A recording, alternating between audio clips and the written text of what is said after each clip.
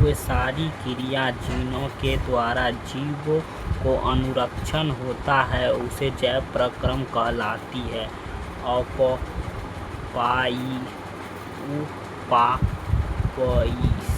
अपव्यासी क्रिया के संचालन हेतु आवश्यक ऊर्जा की आपूर्ति के लिए प्रत्येक जीवों को जीवपर्यंत पोषण की आवश्यकता होती है। ऐसी जीव जो भोजन के लिए अन्य जीवों पर निर्भर न होकर अपना भोजन स्वयं संश्लेषित करते हैं उसे संश्लेषित कहलाते हैं। ऐसे जीव जो अपने भोजन के लिए किसी रूप में अन्य जीवों पर निर्भर रहते हैं उसे परपोषी कहलाते हैं तथा इस प्रकार कहलाते हैं। पोषण परपोषण कहलाता है। मृतजीवी पोषण में जीव मृत जीव के शरीर से अपना भोजन घुलित कार्बन पदार्थ के रूप में अपने शरीर की सतह से अवशोषित करते हैं। परजीवी पोषण में जीव दूसरे प्राणी के संपर्क में स्थायी या अस्थायी रूप से होकर उससे अपना भोजन प्राप्त करते। वैसे पोषण जिसमें प्राणी अपने भोजन ठोस या तरल के रूप में जंतुओं के भोजन ग्रहण करते हैं उस विधि को ग्रहण करते हैं उसे प्राणिसम पोषण कहलाते हैं। स्वपोषित भोजन सभी हरे पौधे में प्रकाश संश्लेषण करने की क्षमता होती है जिसके सतह से सूर्य के प्रकाश की उपस्थिति में पौधे CO2 और HO2 का छितरियों को कार्बन डाइऑक्साइड ग्लूकोज या संश्लेषण करते हैं। हरे पौधे में पाए जाने वाले प्रक्रम या क्लोरोफिल और ऊर्जा को प्रकाश संश्लेषण की क्रिया में रासायनिक ऊर्जा में परिवर्तन करते हैं जो संश्लेषण ग्लूकोज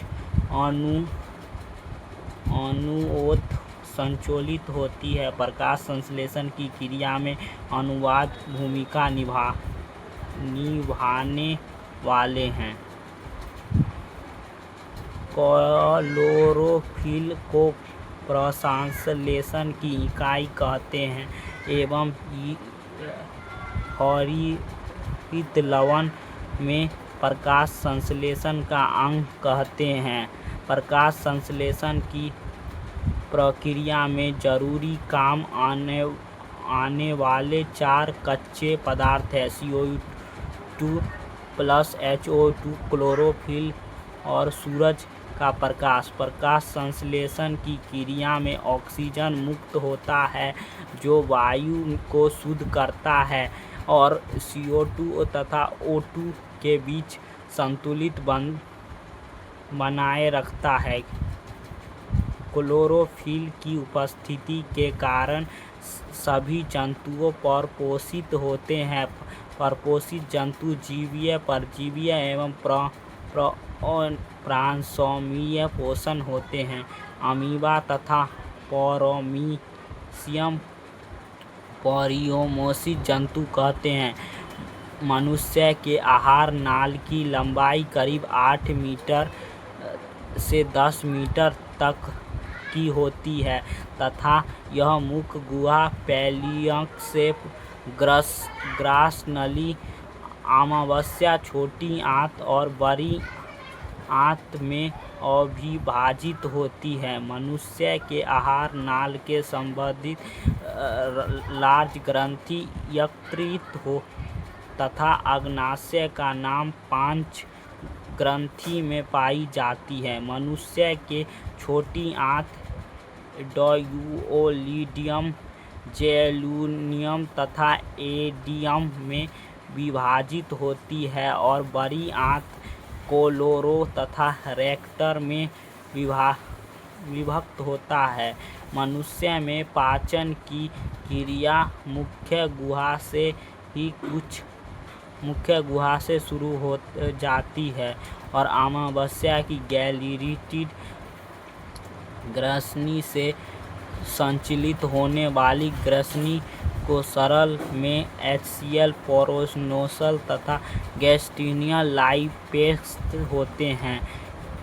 एलोयूकोरियम और एडियम की ग्रथनी को निकालने वाले सरल एक्शन एंटरी कहलाते हैं।